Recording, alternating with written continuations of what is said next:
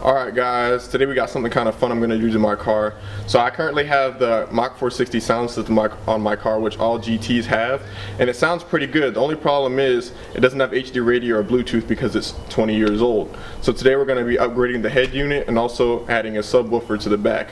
I'm no expert, but I'm just going to show you guys the steps it takes to install both the head unit and the subwoofer, and this is something you could do by yourself. So let's get started. Alright, so we're going to start off with installing the subwoofer. The tools we need to install the subwoofer are of course the subwoofer. You'll need a power cable, you'll need a remote turn on wire, and you'll need a ground cable. You'll also need a fuse for the power cable so you don't cause a fire. But other than that, let's get started. Okay, so the first thing you want to do before you start any project that has to do with electronics is you want to disconnect your negative battery cable. Alright, so the first thing we need to do is find a way to run the power from the battery all the way to the trunk where the subwoofer is. So doing that, we have this 17-foot power cable which you have to run from the battery through the car all the way to the trunk. So the first thing you're going to want to do is find a hole in the firewall, usually through a rubber grommet. You're going to want to cut a hole in that grommet and feed through the power wire. Okay, so on our power wire, we're going to cut it and we're going to attach this fuse in the middle, and this will help prevent for fires.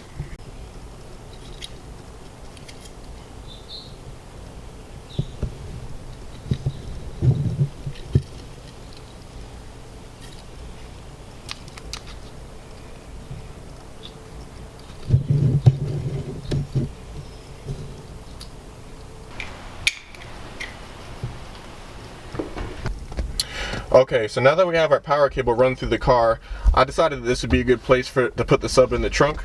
So the next thing we're going to hook up is our power wire to the sub, our ground wire to the sub, and then also our remote turn on wire. Okay, so to install the wires on the sub, first we have to loosen these screws on here. And then you want to attach the ground wire to, of course, where it says ground.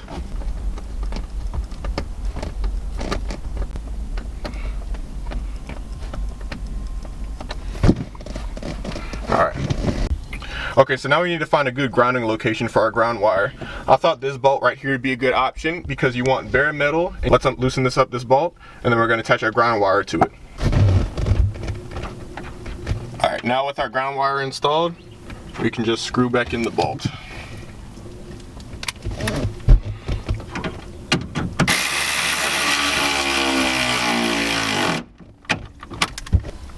Alright, now we're going to attach our power wire.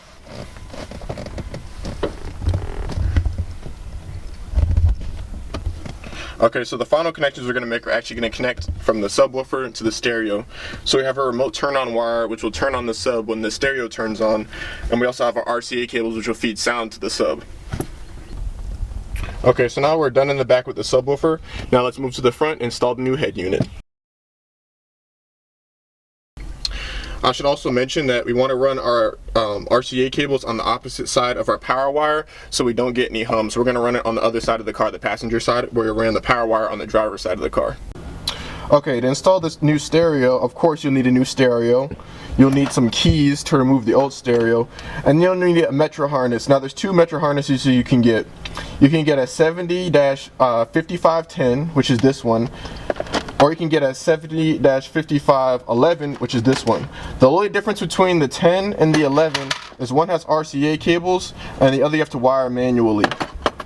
Now, these will only work on 94 to 2000 Mustangs. If you have a 2001 to 2004 Mustang, you'll need a different wiring harness, and I'll link them in the description below.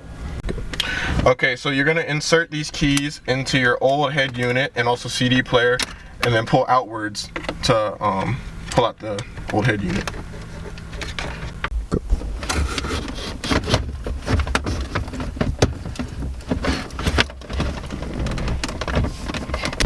Okay, now we're going to remove our old CD player because our new head unit comes with a CD player.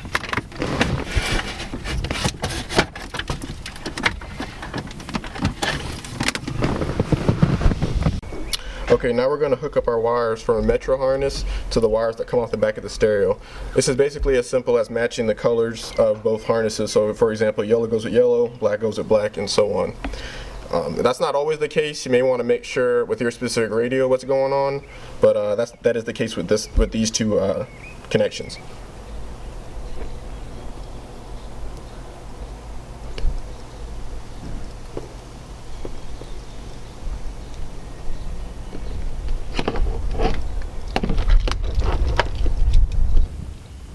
Alright, now we got our Metro harness wired up. We wired up everything except the remote turn-on wire. We're waiting till the end to do the remote turn-on wire because if you remember from the subwoofer, we ran the subwoofer remote turn-on wire from the trunk to the radio, so let's install that now. Okay, now we're going to wire up all 3 turn-on wires. One is for the amp, for the factory amps, and then the other one is for the subwoofer, and then one plugs into the radio.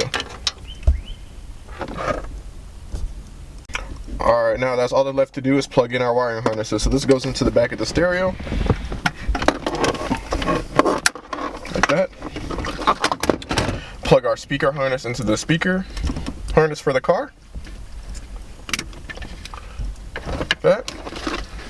And then we plug our power harness in.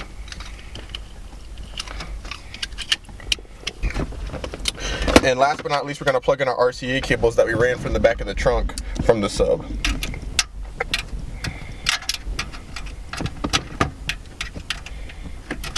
And one final step is to plug in our antenna.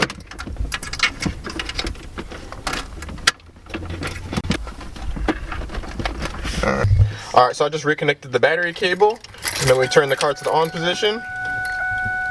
Stereo comes on. Go to the radio. It's not on the good channel, but there we go. It was only the right plan. It's working. Works out that way. Let's